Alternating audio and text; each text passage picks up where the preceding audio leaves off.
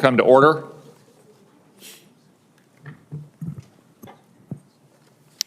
We are holding this hearing before President-elect Trump's inauguration, and therefore we have not yet received Mr. Ratcliffe's nomination to be Director of the Central Intelligence Agency.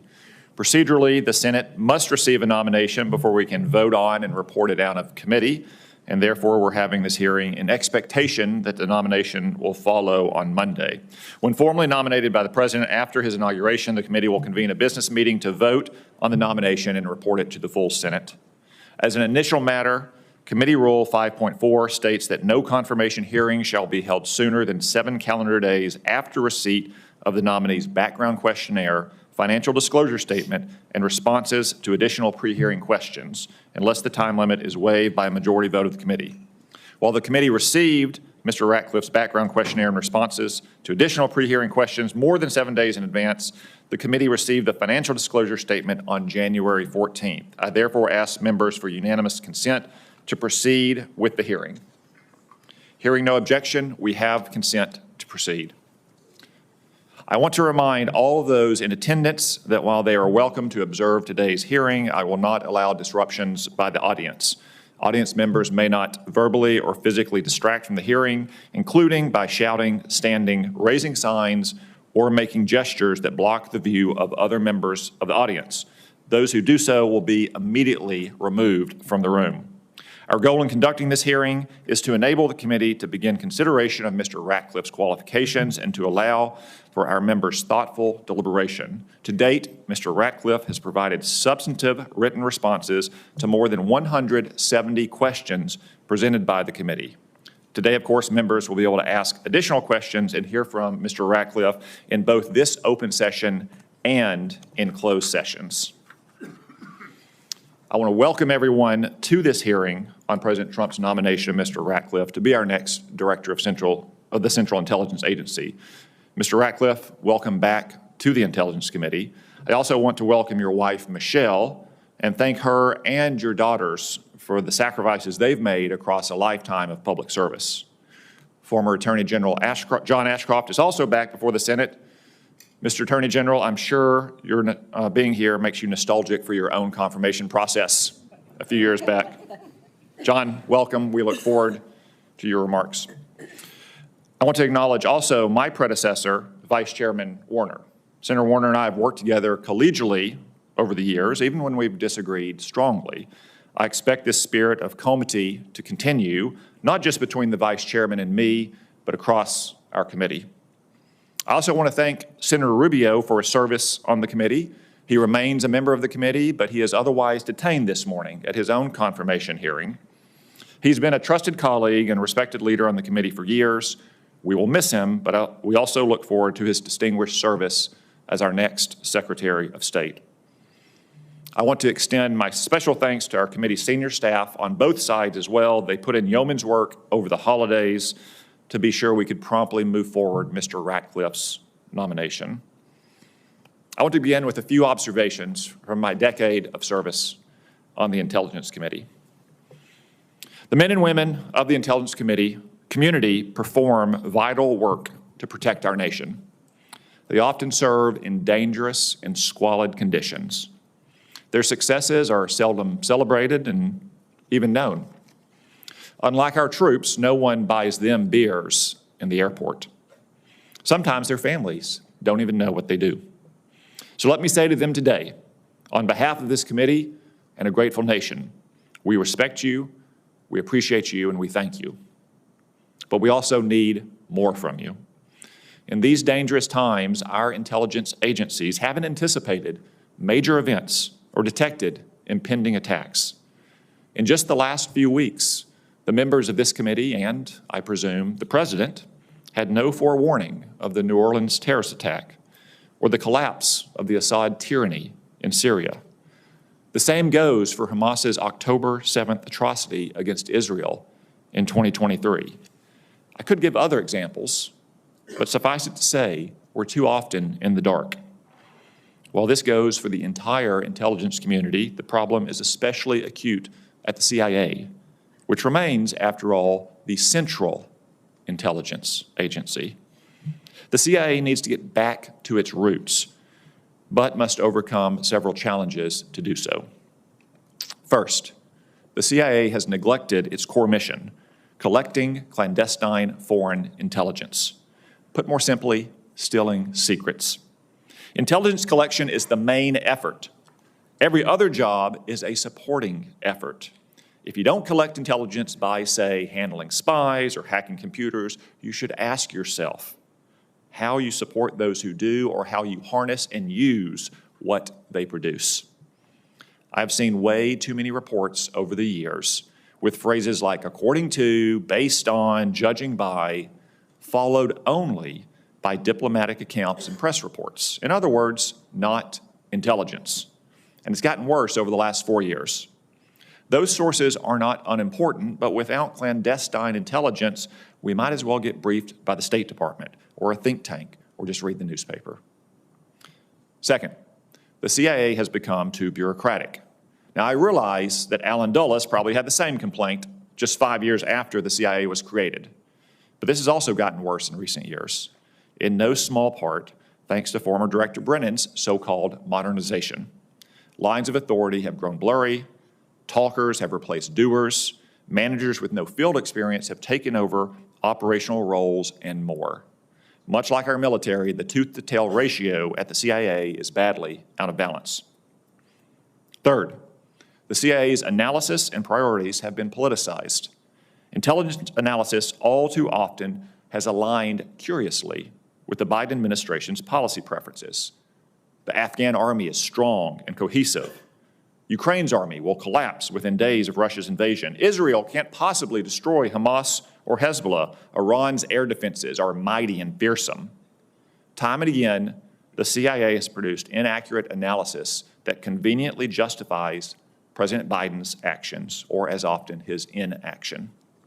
Likewise, the CIA's misplaced priorities have yielded too many reports on matters like the prospects for gay rights legislation in Africa or climate change. These topics may have their place in government, but it's not at the CIA. And I certainly hope to never again see another video, statement, or social media post from the CIA about diversity or equity or inclusion. If you wonder why our intelligence agencies struggle to collect intelligence, consider this fact. The CIA offered to pay diversity consultants 3 times as much as a new case officer. I'm sorry, but if you feel like you need a diversity consultant or an affinity group or your pronouns in an email, maybe the CIA isn't for you. This job isn't about your identity or your feelings, it's about our nation's security. Fourth, the CIA dabbles too much in questions of political judgment, even as it neglects its core mission of intelligence collection. Some of the blame, to be fair, lies with us. I hear questions from this committee about, say, some nation's will to fight, or if we do this, that, or the other thing, what will Vladimir Putin or Xi Jinping do in response? These aren't really intelligence questions, but rather matters of statesmanship and political judgment, or prudence, the statesman's supreme virtue. I would observe that Lincoln and Churchill didn't have our vast modern intelligence apparatus, but they were pretty good wartime leaders because they were great statesmen. It's the CIA's responsibility to provide us and the president with timely, relevant secrets. For example, that Russia has mobilized multiple divisions on Ukraine's border at Christmas time and sent perishable fresh blood supplies to the front. It's our job to use that information to discern the inherent logic of events, not to defer passively to the intelligence community's judgment that is a convenient conclusion that Putin hadn't yet decided to invade just days before the obviously impending invasion. Fifth, the CIA needs to become bolder and more innovative in covert action. I've seen successful covert action programs. I've seen debacles. The latter are usually caused by ill-advised constraints by political leaders or when a president uses covert action as a substitute for policy and not a supplement for policy. I'll have to save more for our closed session, of course, but for now I'll just say that the timid indecision that has characterized the Biden administration's overt actions extends to its covert actions. Mr. Ratcliffe, you have a big job ahead of you. The nation needs a strong, capable, and aggressive CIA. I believe the men and women you will lead want to serve in just that kind of agency. They joined the CIA, after all, not a church choir or a therapy session on a college campus. They and the nation are counting on you to deliver badly needed reforms and on this committee to ensure you do. I'll now recognize the Vice Chairman for his opening remarks. Mr. Chairman, and first of all, congratulations on becoming chair of what I think is the most important committee in the Senate, and I look forward to working with you in the kind of traditions that we have maintained in the now close to 15 years that I've been on this committee. So congratulations, Tom. Mr. Ratcliffe, it is good to see you again. Congratulations on being named Director of the CIA. It was a pleasure to meet your wife, and we will, I think you've brought a great introducer and former Attorney General Ashcroft. Pleasure to see you, sir. Mr. Ratcliffe, I appreciated the opportunity to meet with you last month and hear your views. You previously served on the House Intel Committee and obviously as D&I, so you obviously have an appreciation for the work done by our internal intelligence community generally, and more specifically, the CIA. If confirmed, I believe you will be the first person to actually have served as both ODNI and head of the CIA. Echoing a little bit of what Senator Cotton said, the agency you have nominated to is facing unprecedented number of challenges, which I believe as well requires a great deal of leadership. These challenges ranging from the conflicts in Ukraine and Gaza, competition with China, especially with respect to AI and other advanced technologies, the persistent threat of international terrorist organizations, and a constant theme of cyber threats from nation states and their actors attacking our critical infrastructure to candidly just kind of run-of-the-mill criminal ransomware actors. Adding to all this has been a focus of mine, and I know so many of us on the committee, that the revolutions in technology, from AI to synthetic bio to advances in energy, require, I believe, fundamental changes in how we operate. And though it is, in effect, the very fabric of warfare in many ways is changing, I believe very strongly that national security is no longer determined by simply who has the most powerful ships and tanks, but who also will lead in this technology competition, from semiconductors to drones to synthetic bio. I believe, and we've made some progress on this, but I think we've still got a long way to go, that the IC must continue to adapt to these challenges. In particular, it must be better organized to collect on the development and use of advanced technology by our adversaries, because they poses a dramatic threat to United States leadership. The truth is, if we are not staying ahead of that, their ability for these foreign nation states to use technology to get us in a stranglehold could be a huge, huge challenge. During such times, it's also vital that we're able to recruit and retain the best possible talent for the IC. That starts with ensuring that the workforce feels respected and valued. I'm very concerned that the President-elect has continued to engage in undeserved attacks on the professional women and men of our intelligence agencies. These comments, I do think, affect the morale of these men and women who, Senator Cotton said, they don't get the recognition of getting a beer bought for them. They have to toil in anonymity. But they have, I believe, consistently, regardless of which party is in power, been willing to defend our nation. Unsurprisingly, particularly public comments from our leaders have a negative effect on the recruitment and retention of the talent of these critical men and women of the IC. Mr. Ratcliffe, today is your opportunity to reassure the men and women of the CIA that they not fear reprisal for being willing to speak truth to power. The most critical role of the IC is speaking truth to power. I need your commitment that you will not fire or force out CIA employees because of their perceived political views, and that you will not ask these employees to place loyalty to a political figure above loyalty to country. And I need to hear your plan on how you will reassure the CIA workforce on these issues.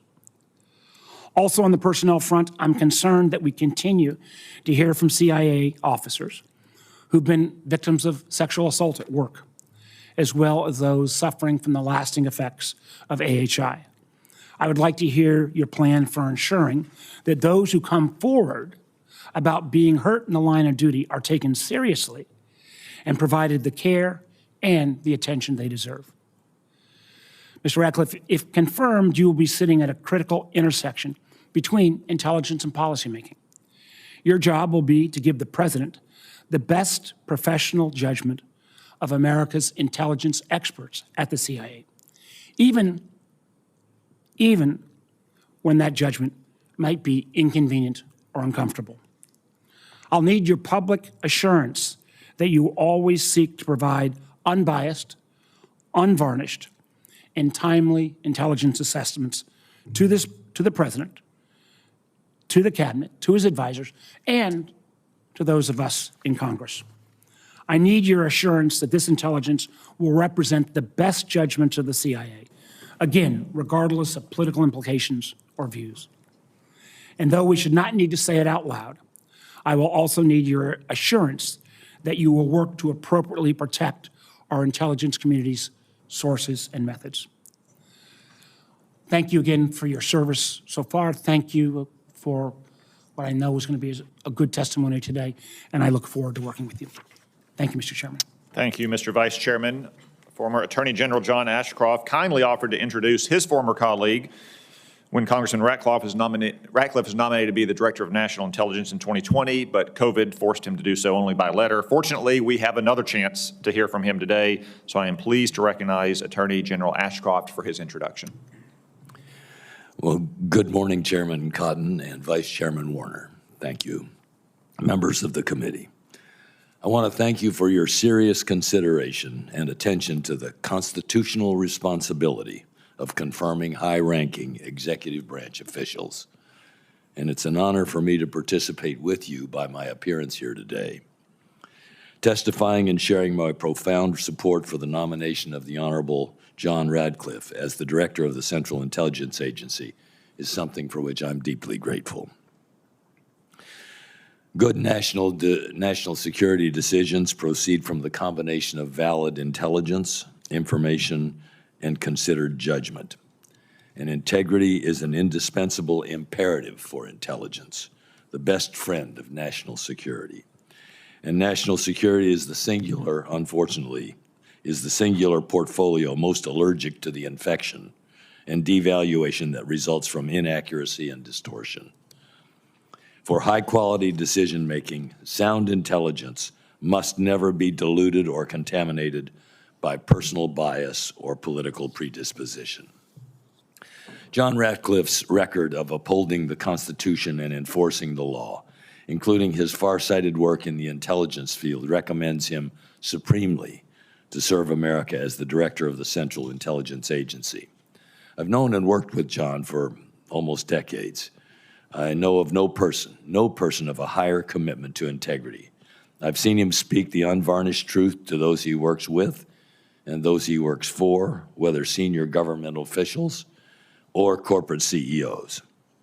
As a member of the Congress, Ratcliffe's career stands as an outstanding record of public service. He was consistently well-prepared, tough, but he's a tough and a fair interrogator, fundamentally focused on the Constitution, never involving himself in personal attacks. John has served on the House Intelligence, Judiciary, Ethics, Homeland Security Committees, and as chairman of the House Homeland Security Committee's Cybersecurity and Infrastructure Protection Subcommittee.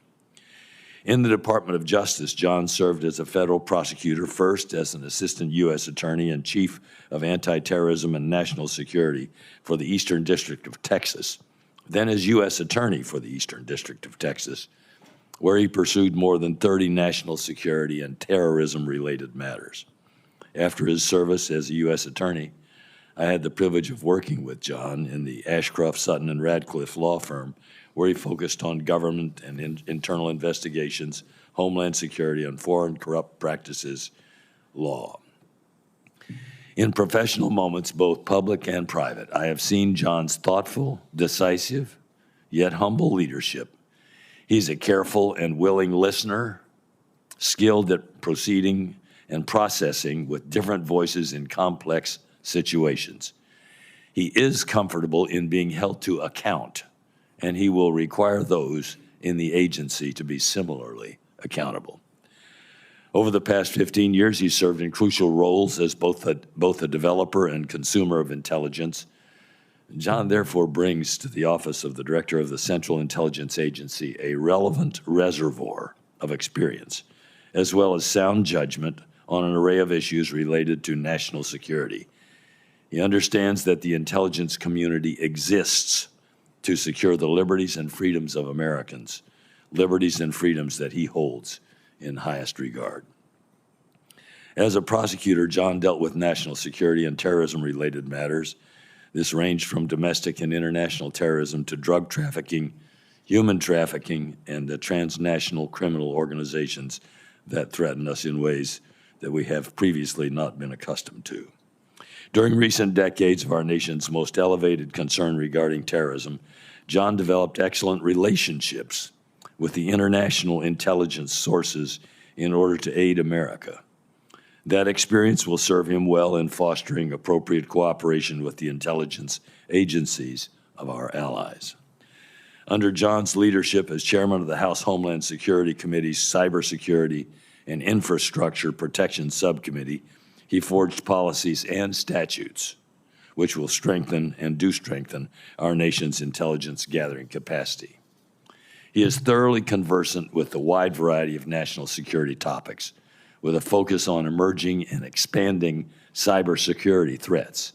This includes investigating foreign cybersecurity interference, reviewing the Department of Homeland Security's efforts to secure government networks, evaluating the Cyber Threat Intelligence Integration Center, the Wassenaar Agreement, and the Continuous Diagnostics and Mitigation Program, together with the interagency coordination on cybersecurity. John enlisted bipartisan support to build a national cyber intelligence infrastructure to protect our country. President Obama signed the significant cybersecurity bill that John co-authored, the National Cybersecurity Protection Advancement Act, which passed the House of Representatives with an overwhelming bipartisan vote. His record reflects a commitment to continue building a forward-looking intelligence community that is integrated and coordinated. His experience signals his possession of the skills necessary to lead the intelligence community in effectively addressing proliferating national security threats. John Ratcliffe is capable of and committed to delivering the most insightful, accurate intelligence and counterintelligence possible. He will supply decision makers with excellent information upon which they can base sound judgments safeguarding our national security. Mr. Chairman and committee members, thank you for what I consider to be the privilege of communicating to you my unreserved endorsement of John L. Ratcliffe for the Director of the Central Intelligence Agency. Thank you. Thank you, Mr. Attorney General. I understand that Mr. Ashcroft will now step away, or I'll join the citizens. You're more than welcome to do so. And observe from the high perch of citizenship the rest of the proceedings. Thank you again, Mr. I Attorney. pray God's blessing on this committee, and I am very, very pleased that the committee is seriously considers the statement both of the vice chairman. We used to call that person the ranking member, but I think he's vice chairman now, and the chairman. I'm grateful to you. Thank you for allowing me to be here. Thank you, Mr. Attorney General. Mr. Ratcliffe, before we move to your opening statement, it is the custom of the committee to ask a series of questions of all nominees. Nothing personal about you. So first off, do you solemnly swear that you will give this committee your full and truthful testimony today and in the future? I do. Okay. Again, we have 5 standard questions. A simple yes will do. A no will require further explanation if you needed help with the test. First, do you agree to appear before the committee here and in other venues when invited? Yes. If confirmed, do you agree to send officials from your agency to appear before the committee and designated staff when invited? Yes. Third, do you agree to provide documents and any other materials requested by the committee in order for it to carry out its oversight and legislative responsibilities? Yes. Fourth, will you ensure that your office and your staff provide such material to the committee when requested? Yes. Finally, do you agree to inform and fully brief, to the fullest extent possible, all members of this committee of intelligence activities and covert actions rather than only the chairman and the vice chairman? Yes. All right, thank you very much, Mr. Ratcliffe. The floor is yours for your opening statement. Thank you very much, Chairman Cotton, Vice Chairman Warner, and distinguished members of the committee for the opportunity to appear before you as the President's nominee for the Director of the Central Intelligence Agency. I've enjoyed meeting with each of you individually, and I look forward to answering your questions today. Thank you to my friend and mentor, former Attorney General John Ashcroft, for being here today and for his gracious and humbling remarks. Sir, I am forever grateful for your faith in me. Thank you to Director Burns and your excellent team at the CIA for your commitment to a smooth and professional transition. I'd like to recognize my amazing family, my wonderful wife, Michelle, our 2 daughters, Riley and Darby, my 5 brothers and sisters, and watching from above, my parents, Bob and Kathy Ratcliffe. I simply have no words to adequately express my gratitude to all of you. And finally, thank you, President Trump, for the great honor of nominating me to lead the world's premier intelligence agency. I am grateful for the opportunity to serve under you once again, and if confirmed, I will work tirelessly to help you protect the American people and advance America's interests. Today, we face what may be the most challenging national security environment in our nation's history. The Chinese Communist Party remains committed to dominating the world economically, militarily, and technologically. Transnational criminal organizations are flooding American communities with violence and deadly narcotics. The Russia-Ukraine war wages on, spreading devastation and increasing the risk of the United States being pulled into a conflict with a nuclear power. The Iranian regime and its terrorist proxies continue to export mayhem across the Middle East, and Iran is closer to nuclear breakout than ever before. North Korea remains a destabilizing force, and increasing coordination among America's rivals and adversaries threatens to compound the threats that they each pose to us individually. And numerous terrorist groups and other non-state actors, some of which have even crossed our southern border, still pose a persistent threat to our people and our homeland. These threats converge at a time of rapid technological change. Emerging technologies like artificial intelligence and quantum computing will define the future of national security, geopolitical power, and human civilization. Ubiquitous technical surveillance is presenting unprecedented challenges to one of the CIA's core missions, collecting human intelligence. In short, the challenges are great and increase the necessity of confirming a CIA director who is prepared on day one to take them head on. For roughly a quarter of a century, I have devoted my professional life to U.S. national security. I served as the Chief of Anti-Terrorism and National Security and then U.S. Attorney for the Eastern District of Texas. As a congressman, I was a member of the House Intelligence, Homeland Security, and Judiciary Committees. As Director of National Intelligence, I had the privilege of working closely with President Trump and oversaw the 18 agencies of the U.S. intelligence community, including the agency I now have the honor of being nominated to lead. In each of these roles, I served with fidelity to the Constitution and a strict adherence to the rule of law, and I have always prioritized American civil liberties, something I will continue to do if confirmed to serve again. Each of these experiences has shaped me as a leader and national security professional.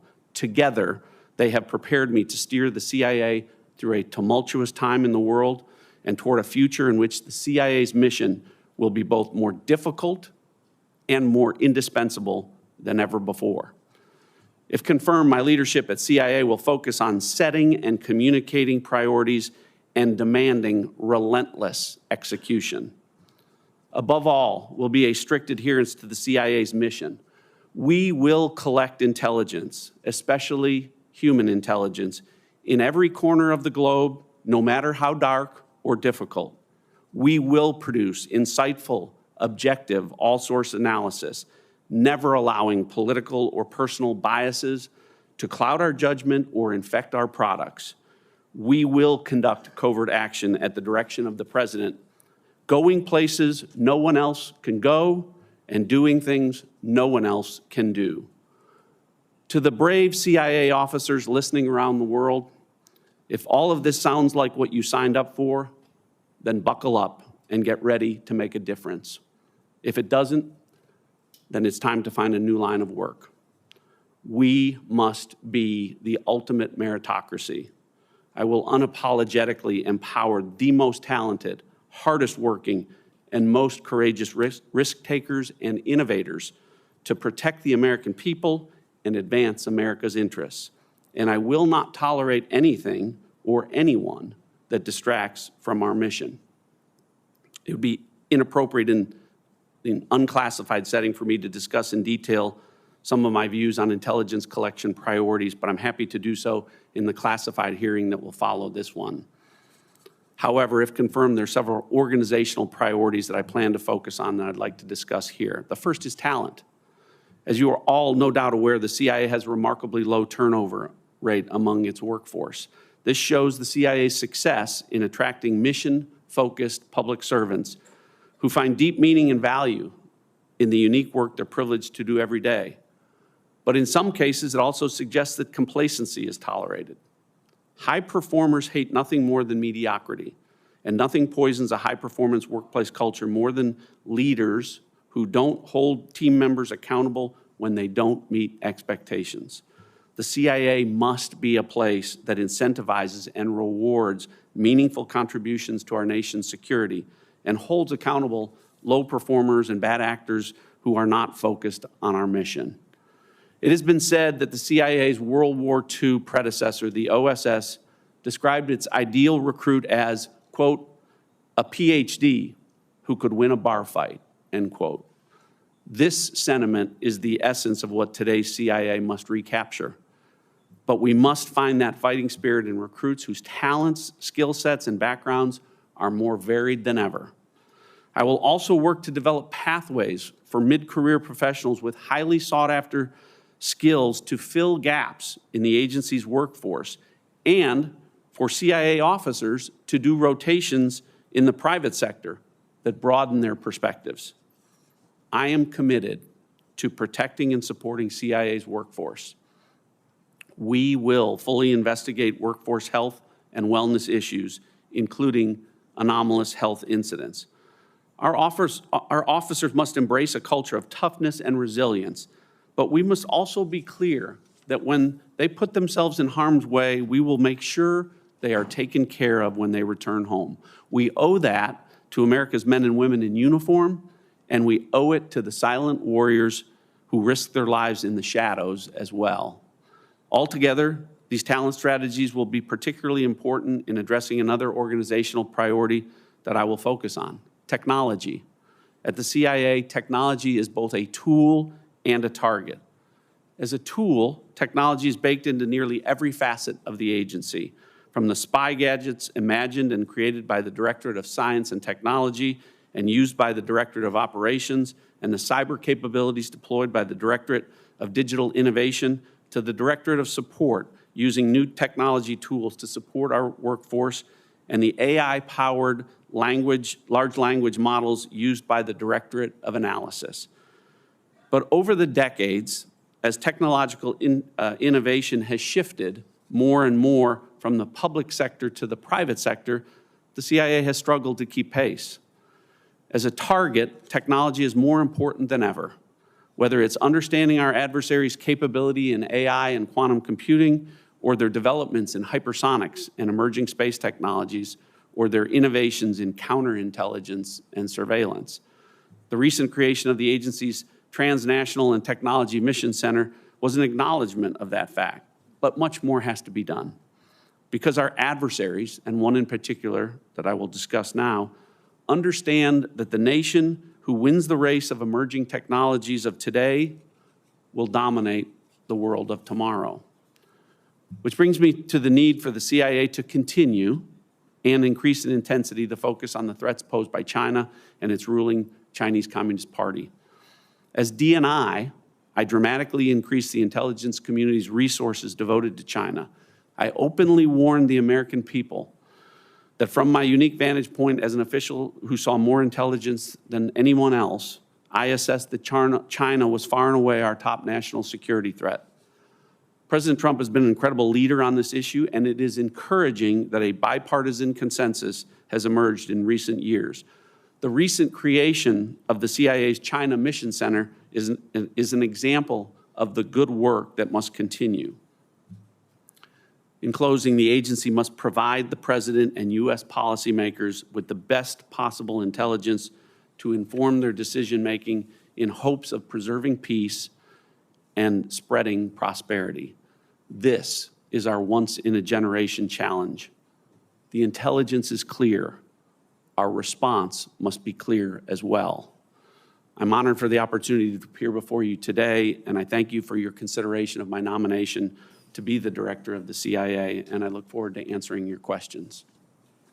Thank you, Mr. Ratcliffe. Colleagues, I'll remind you that we'll move on to questions now for 5 minutes each in order of seniority at the gavel. When we conclude this open session, we'll have a 30-minute break and move directly into a closed session. Mr. Ratcliffe, the director of the CIA has 4 responsibilities under the law. 1, collecting foreign intelligence and counterintelligence. 2, correlating, evaluating, disseminating that intelligence. 3, directing and coordinating all human intelligence collection outside the U.S. And 4, performing other intelligence functions as directed by the President. The way I count those 4 responsibilities, at least 3 of them, are about collecting foreign intelligence. And I said in my opening statement that collecting foreign intelligence is the core mission of the CIA. Do you agree that it's the core mission of the CIA to aggressively and unapologetically collect foreign intelligence, which is to say, steal the secrets of our adversaries to protect this nation? I do, Senator. It's why in my opening I said we would go to every corner of the globe, no matter how dark or difficult, to do that. Look, I know this committee knows well that on this issue with regard to the collection of human intelligence, we're not where we're supposed to be. And other agencies collect human, but CIA is the world's premier and must be the world's premier clandestine collector of human intelligence. And yes, there are challenges. We've talked about some of those, ubiquitous technical surveillance, but some of it, Senator, I believe is an issue of making it a priority and focus and execution. You mentioned in your opening a former director once recently said that the CIA does not steal secrets, and I think that was demoralizing to the Directorate of Operations. So I'm here to publicly say that if confirmed, that's exactly what the CIA is going to do. Good decisions are hostage to good information and good intelligence. And the better we do at collecting human intelligence, the better decisions you all can make, the better analytic judgments analysts can make, and the fewer intelligence lapses or failures that you highlighted, Mr. Chairman, will occur if we embrace that as a priority.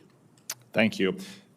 With intelligence collection as the core mission of the CIA, then I presume you agree in my opening statement that the people who collect the intelligence are the main effort in the agency. Everyone else is a supporting effort. Important jobs, to be sure, but a supporting effort, is that right? Yes. Do we need to increase the ratio of people in that main effort who are collecting intelligence to the people who are supporting it or using and harnessing what they produce? Well, to the point of what the core mission is and increasing human intelligence, one of the things that, if confirmed, I'll spend some time. As you know, I've had the opportunity to go out to the agency a few times as a nominee, but if confirmed, I do want to spend time looking at that, Senator, in terms of the ratios and how resources are being deployed, the structure in which those resources exist currently, and whether or not that needs to change to improve our performance. Thank you. Let's talk a little bit about analytic objectivity at the CIA. That starts with you. You have a partisan background. We all on this dais have partisan backgrounds. We've thrown partisan punches as much as the next guy has. It also is not without precedent. Republican politicians have taken over this job before. George H.W. Bush or Mike Pompeo, Democratic politicians like Leon Panetta have taken it over. I think, for the record, all three of them were pretty good at the job. Can you assure the committee, your workforce at the agency, the American people, that despite your partisan background in politics, you'll set aside those partisan views and that you will be someone who can effectively lead the agency in delivering the intelligence and analysis that the President and the Congress depends on? I can, Mr. Chairman. While I enjoyed my time in Congress, I enjoyed more my time as DNI and opportunity to be apolitical and look forward, if confirmed as CIA Director, to continuing to do that. It's absolutely essential that the CIA's leader be apolitical. As you know, that when you walk in the building at the CIA, inscribed on the wall is the quote, "And ye shall know the truth, and the truth shall make you free." That's a reminder to CIA officers when they walk in about the truth, collecting the truth, intelligence, critical information, so that American people can be free. Their freedom and liberty are dependent on the CIA doing that job and doing it in an apolitical way. And so I am very much committed to that and look forward to that if confirmed. Thank you. Congress mandated by law the creation of the Office of the Ombudsman for Objectivity at the CIA. It requires the office to, quote, conduct a survey of analytic objectivity among officers and employees of the agency. In your preparation for this hearing, have you had an opportunity to review the results of the most recent survey of that office? I have had a chance to see a summary. I haven't seen in detail the results of the congressionally mandated survey. I do know, though, that looking at it, what I can tell you at the top line, that participation in the survey was not what it should be, and it reflects that a significant percentage of the current CIA workforce does have concerns about the objectivity of the products that they're producing, and even cited that in specific instances to include the PDB, the President's Daily Brief, included some of those products that the workforce felt were not being objectively produced. Thank you. I'm glad you saw and reached those conclusions. The office and that survey is a good way for the workforce to communicate to the leadership and to the Congress what is happening sometimes out of our sight. And I'm hopeful that you'll address that if confirmed. Vice Chairman. Thank you, Mr. Chairman. And Mr. Ratcliffe, thank you for your opening comments. I appreciate your comments about technology. I appreciate your comments about independence of the workforce. I appreciate actually the chairman asking this as well. I want to come back to a couple of these topics because there is concern in the community. I hear it. You may have heard it. When we hear statements by incoming administration officials, and occasionally even from the president-elect himself, attacking the intelligence community and threatening to replace long-term career civil servants if they are somehow deemed as not sufficiently loyal. You've addressed this, but I want to address it again right now. What assurances can you provide to this committee and to the CIA workforce that you will resist efforts to fire or force out career CIA employees because of their perceived political views or somehow their views of loyalty to the president? Well, I think the best example of that, Mr. Vice Chairman, is if you look at my record and my record as DNI, that never took place. That is never something anyone has alleged, and it's something that I would never do. So I would approach this position very much the same way and provide the same assurance. Again, I think there has been, a lot has happened in the last 4 years since your prior service. There have been these comments. I would again, if you are asked to remove personnel, to get rid of individuals based upon this kind of political litmus test, I'd ask that you keep the committee informed of those requests. I certainly will. Same thing, and again, I appreciate the chairman raising this as well. Most important job for you, for the folks at the CIA, speaking truth to power. And I want to again reiterate the question Senator Cotton raised. You've got to make sure that your analysis is objective, it's not politically influenced. We've got to make sure it's timely. This willingness to speak truth to power, even if it's uncomfortable, I would like you to speak to that again. Vice Chairman Warner, I appreciated the opportunity for you and I to visit, and as you recall, this issue came up, and I was grateful then, and we'll take this opportunity to talk about what my record is in terms of speaking truth to power. If you recall, we talked about the fact that as a member of Congress, I was the individual who was outside the Judiciary Committee in 2019 listening to the former FBI Director Jim Comey say that my line of questioning was political, that the idea that intelligence authorities at the FISA court being abused couldn't possibly happen, was a bunch of nonsense. But I had reviewed those applications, and I knew that I was speaking truth to power, and the Inspector General and the subsequent FBI director later confirmed that under oath. To that point, Director Wray this week in his exit interview said that China was the defining threat of our generation.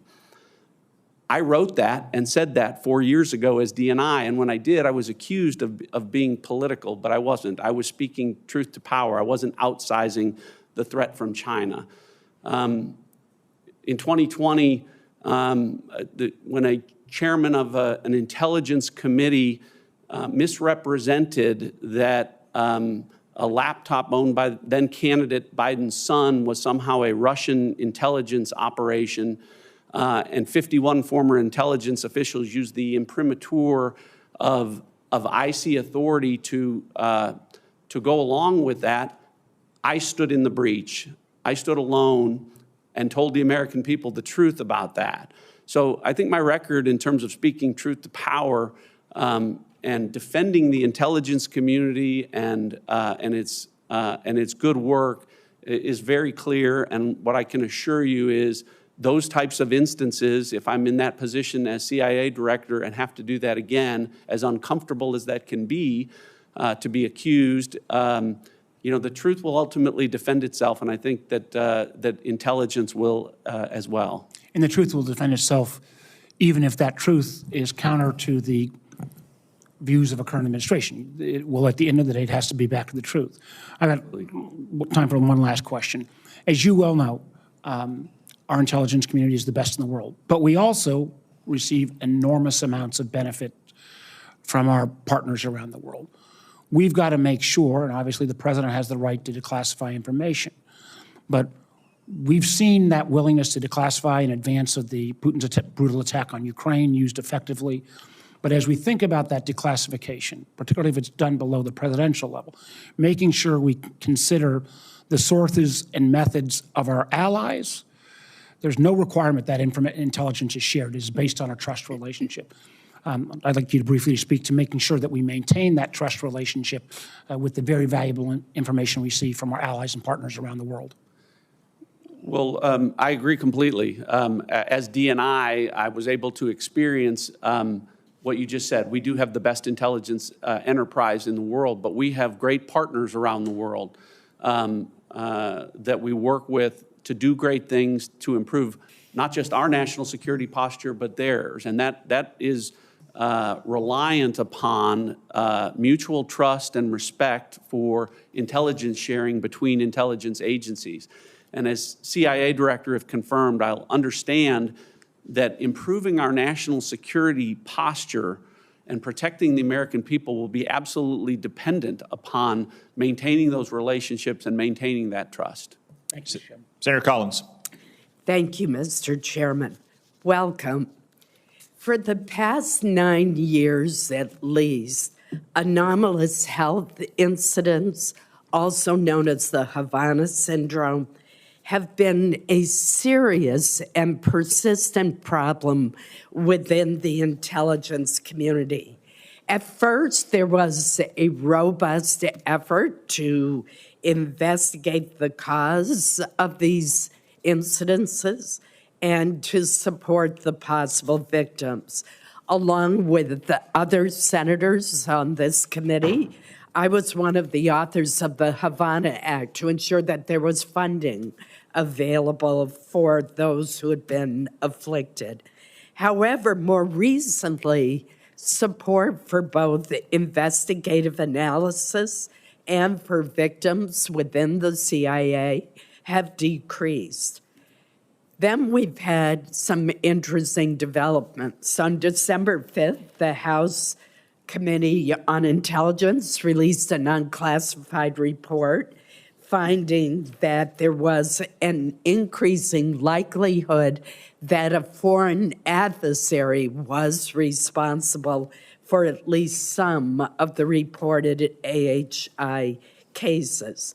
Then on the 10th of January, the ODNI released an updated intelligence assessment of AHIs that revealed that 2 intelligence agencies reported that they believed a foreign actor may have used some sort of novel weapon or prototype device to inflict AHIs on our personnel. This is very disturbing to me. It raises questions of whether dissenting voices were suppressed in earlier analyses. And my basic question to you is this: what actions, if confirmed, will you take to ensure that the CIA aggressively and objectively investigates the causes of AHIs, including examining whether or not a foreign adversary is responsible for harming the men and women who are serving our country? Senator Collins, thank you for the question. And I want to start by saying I enjoyed the chance to visit with you. And as you recall, we talked about this issue from my perspective 4 years ago when I was the Director of National Intelligence, and you were as concerned then as you are now about this issue, along with Senator Rubio. And I asked then CIA Director Haspel to look into the issue 4 years ago. Having stepped away, I share your frustration that 4 years later, we're very much in the same place in terms of trying to make an assessment and determination on the cause of this. And I share your frustration in not being able to understand why, but if confirmed and have the opportunity to be briefed on all of the assessments and intelligence, my pledge to you is that I will drill down and look carefully at that issue and work with you to see. I read the unclass report, the House report, and the unclassified version of the intelligence community assessment. I have not had access to my understanding, very lengthy classified report, but I look forward to drilling down on that because, as I talked about in my opening, the workforce has been affected by this, and it has affected their morale because of this. And it's why I highlighted that. And so, the cause of it is one point, but the care of the CIA workforce has been affected is another. But they're equally important to me. So my pledge is to look into it, but to work with you to try and. Obviously, we need to know if we have an adversary that is using a weapon against our people, and I look forward to my ability to look at that intelligence for myself. Thank you, and I look forward to working with you. I have very little time left. The chairman mentioned that the intelligence community, for which I have the greatest respect, has had some significant misjudgments lately. For example, there was a misjudgment of how long the Afghan government would stand after the United States' hasty and ill-advised withdrawal. The IC missed early assessments on Ukraine's willingness to fight, projecting incorrectly how quickly the Russians would be able to take Kyiv. They did not warn or predict of the Hamas mass attack against Israel. The IC was surprised at South Korea's martial law declaration, nor did they predict the rapid collapse of the Syrian regime. My question to you, and I know the IC's not going to get it right every time, but when there is a pattern, or even when there's a miss, what should the IC do to review why these major intelligence changes were not identified or predicted? Thank you, Senator. It's what I talked about, I think, in response to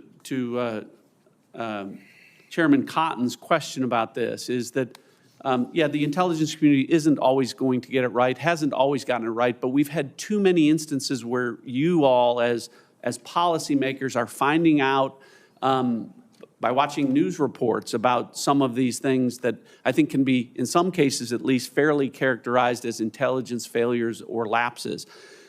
We talk about what can we do, what do we need to do. Part of it is a technical thing in terms of improving our collection, addressing ubiquitous technical surveillance. And I know I haven't been fully briefed on this, but I am impressed by some of the things that, for instance, the Directorate of Science and Technology is doing to help us solve for X with regard to operating as human sources in an environment of UTS. But I also think a bigger part of this that I'm going to focus on, Senator, is to look at what's happening in terms of the focus and execution on core mission.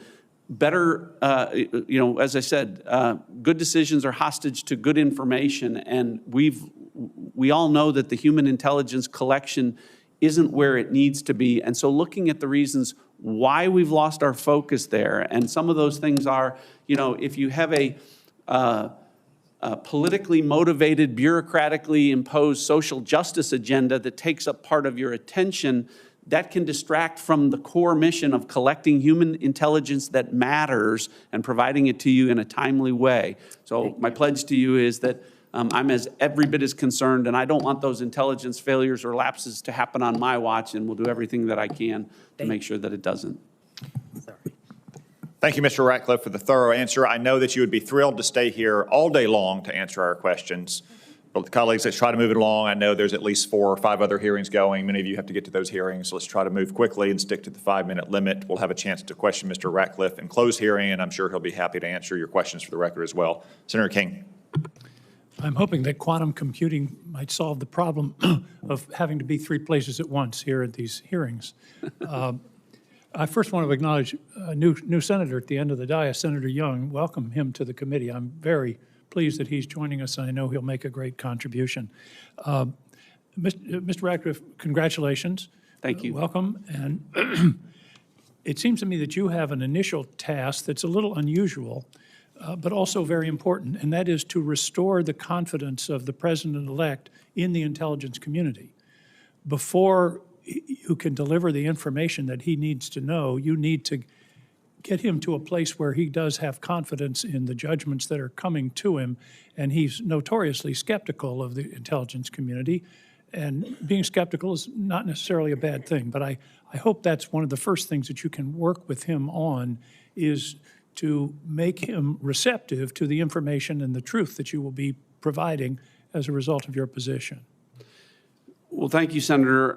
I think one of the reasons that I have this opportunity for you all to consider me for confirmation is because President Trump knows and wants me to lead with integrity, wants me to carry out the duties of the CIA as a director, to follow the law and authorities as far as it will go and no further, to protect America's national security I think that confidence interests. that he has in you is an important asset. I just suggest rebuilding his confidence in the community is an important task. Let me move forward. Everybody's talked about telling the truth to power. Dan Coates, one of your predecessors at DNI, put it, I think, most succinctly and persuasively. He said, the mission of the intelligence community is to find the truth and tell the truth. I think that's a very good way to look at it. And we haven't talked much here today about why that's so important. I recently reread David Halberstam's book, The Best and the Brightest, a comprehensive history of Vietnam. It's heartbreaking about the intelligence failures and, frankly, intelligence manipulation that led to a great deal of that tragedy. So that's why it's so important, because skewed intelligence can equal lives lost. And you've already committed. I won't make you say so again, but I think you understand how important this is. I do.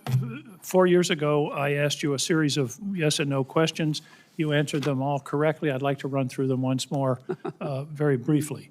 Would you ever ask, encourage, or support an intelligence professional adjusting his or her assessment to avoid criticism from the White House or political appointees? No. Would you ever change or remove content in an intelligence assessment for political reasons or at the behest of political leadership? No. Would you consider an individual's personal political preferences to include loyalty to the president in making a decision to hire, fire, or promote an individual? No. And do you commit to exclusively consider professional qualifications in IC personnel decisions without consideration of partisan or political factors? Yes. If you were to receive credible evidence as the director of the CIA that an individual was undermining objectivity and furthering a political agenda in the intelligence community, would you remove or discipline that person? Yes. Will you or any of your staff impose a political litmus test for CIA employees? No. Finally, if confirmed, will you reassure your workforce that loyalty tests are not allowed and not encouraged in the CIA? I will. Those were exactly the answers that you gave before. Thank you. One other a brief question. I believe that you're the author of an important statute on cyber security, and I've done extensive work in that area myself. I believe that one of the great failings in national policy is the lack of a cyber deterrent strategy, that our adversaries, particularly China, feel that they can attack our telecommunication system, our electrical system, or whatever with impunity. Do you believe that it would serve the national interest to develop a declaratory cyber deterrent strategy similar to the strategy that underlies the rest of our national defense posture? I do, Senator, and I know we share a similar view on, the threat from cyber. There's so much focus on the integrity, the sovereignty and integrity of our territorial borders. But as you well know, it's invasion through our digital borders from half a world away in a few seconds and a few keystrokes that can cause. And it's happening every day. So much damage. And the deterrent effect has to be that there are consequences to our adversaries when they do that. One of the things that I hope to do, if confirmed as CIA director, is to work on the development of the types of tools that will be effective in allowing us to do those things. The deployment of those capabilities, of course, would be a policy decision for others to make. But I would like to make sure that we have all of the tools necessary to go on offense against our adversaries in a cyber means. Thank you very much. I hope you will advocate that in the councils of the national security apparatus of the administration. Thank you, Mr. Ratcliffe. I appreciate your testimony. Senator Langford. John, Michelle, thank you for being here. Thanks for your leadership. Thanks for your sacrifice and what you have already done to be able to serve the nation. We really appreciate that. It is a tremendous sacrifice to serve in the intelligence community. As my wife has said to me a couple of times, we share everything about everything and talk about life together, but there's now a portion of my life I can't talk about with her serving the Intelligence Committee. You've had even more of that serving as ODNI. And so thanks for y'all's sacrifice to be able to serve. I've got several questions I want to be able to run through quickly on this. There are a group of folks in Oklahoma City, I can't name who they are because they're alive, but their lives were threatened on Election Day by an ISIS terrorist in Oklahoma City that was discovered initially by a 702. That 702 authority is important. There are people in my neighborhood that are alive today because of that 702 authority. Now, you've been outspoken on this. It has been much maligned in many ways on it, but it has been vital for intelligence collection around the world. What is your position on 702 authority? Thank you, Senator Langford, for the sentiment and for the question. FISA, and particularly Section 702 of the Foreign Intelligence Surveillance Act, is an indispensable national security tool. There's no other way to get around that. I say that not as a matter of opinion, but as an informed judgment, as in my role as the Director of National Intelligence, being the President's principal intelligence advisor, advising the President in the Oval Office, and understanding that a significant percentage, sometimes more than half, of the actionable foreign intelligence that we provide to the President as the policymaker to act as Commander-in-Chief comes from FISA-derived or 702-derived action.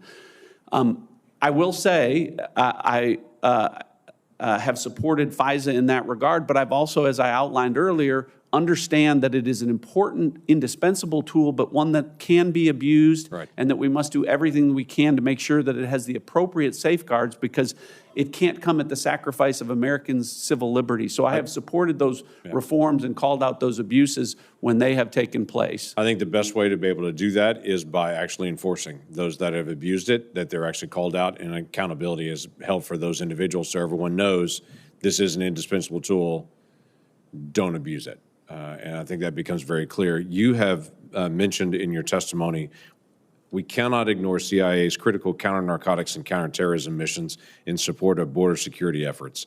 I think few Americans understand just south of our border is one of the most violent areas of the world.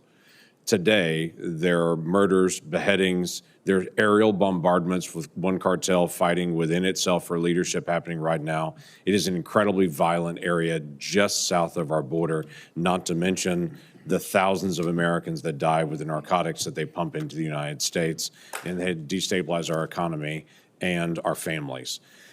That's a critical role for us in our national security. How do you perceive that? Well, and it also ties in, Senator, to your question about the importance of FISA.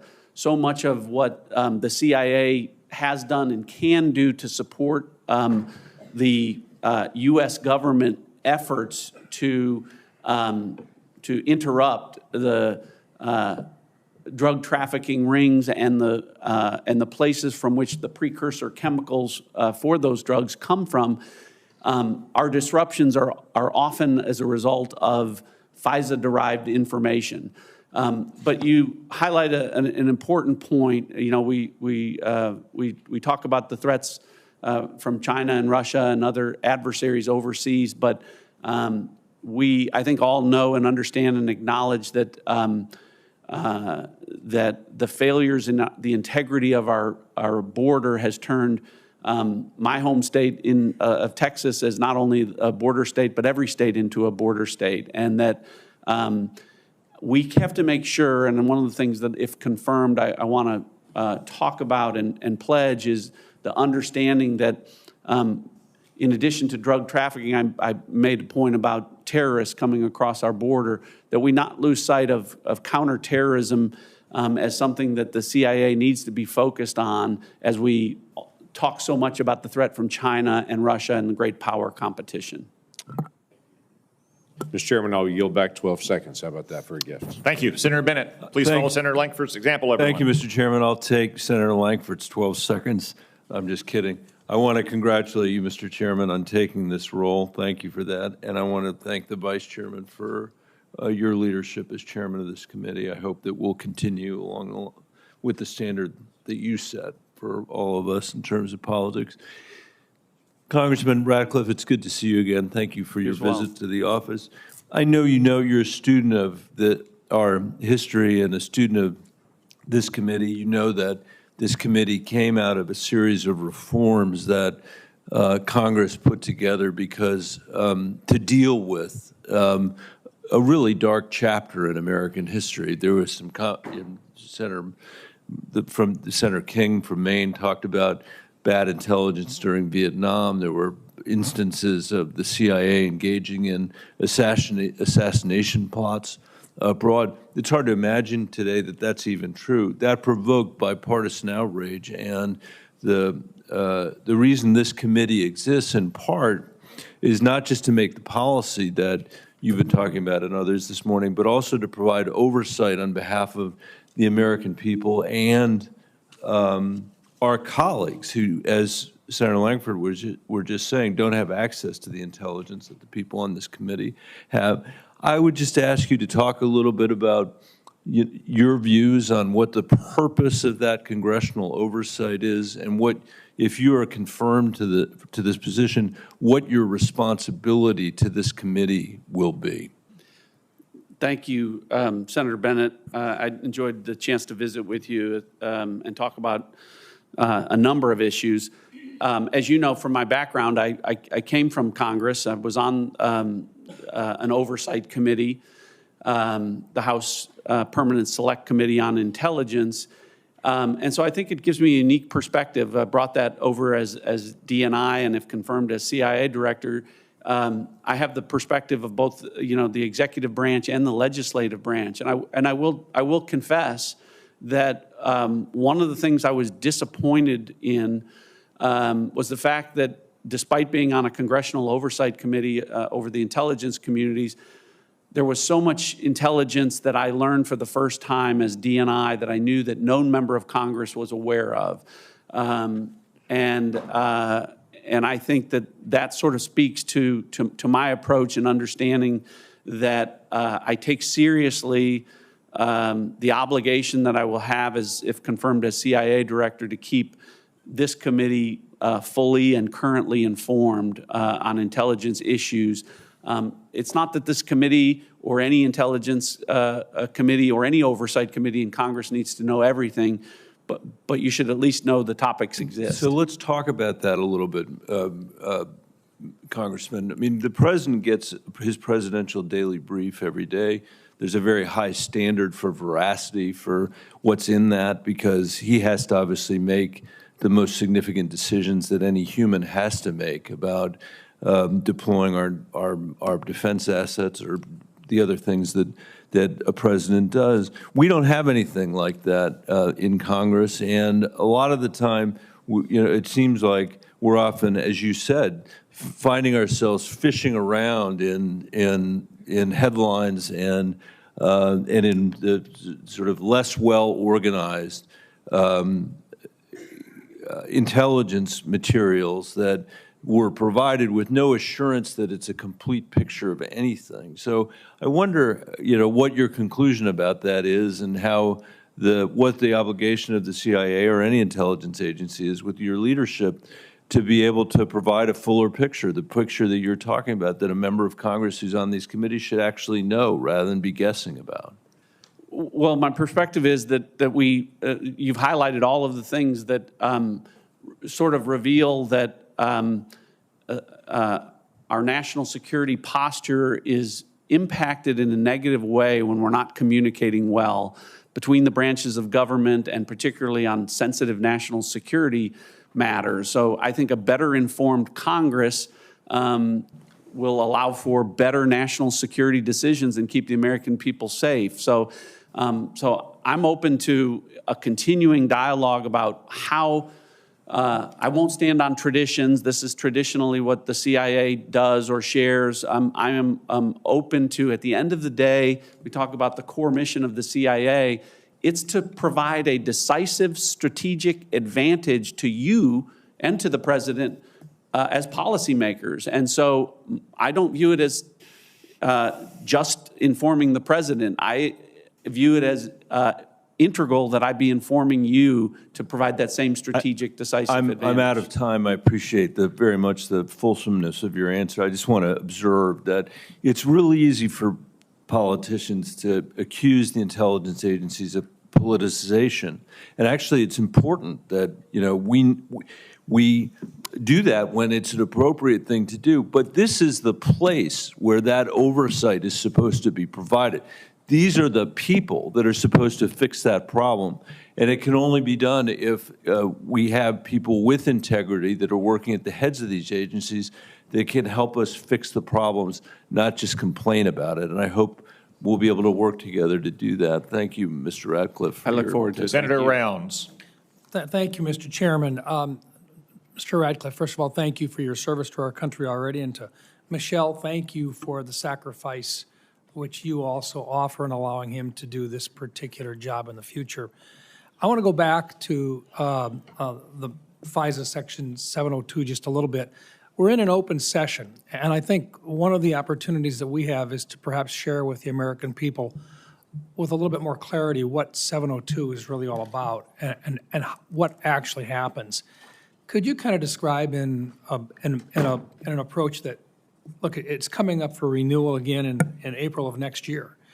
And between now and then, we're going to have to convince the American people and other members of Congress that we've made significant improvements in the protections, but also we've done our best to try to explain why this is such an important part of, as a tool in our collection approach.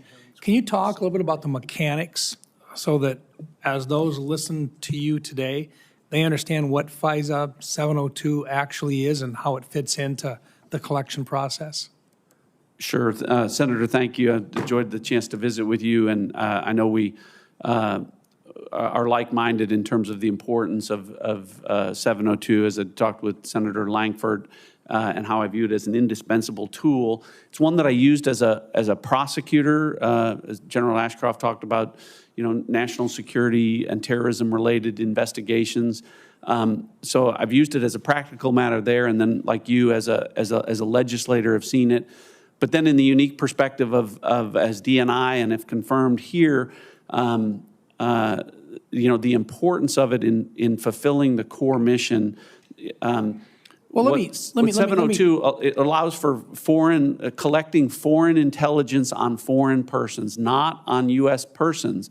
The controversy, why some people think that FISA is, no pun intended, a four-letter word, is that in the course of doing technical collection on foreign persons for foreign intelligence to make good decisions to keep our country safe, that sometimes U.S. persons are incidentally collected. In other words, they're having a conversation with a foreign person. Yeah, look, we eavesdrop, don't we? Yes. And we're not eavesdropping on Americans. We're eavesdropping on people that are not American citizens, and we're doing it outside of our country. That's right.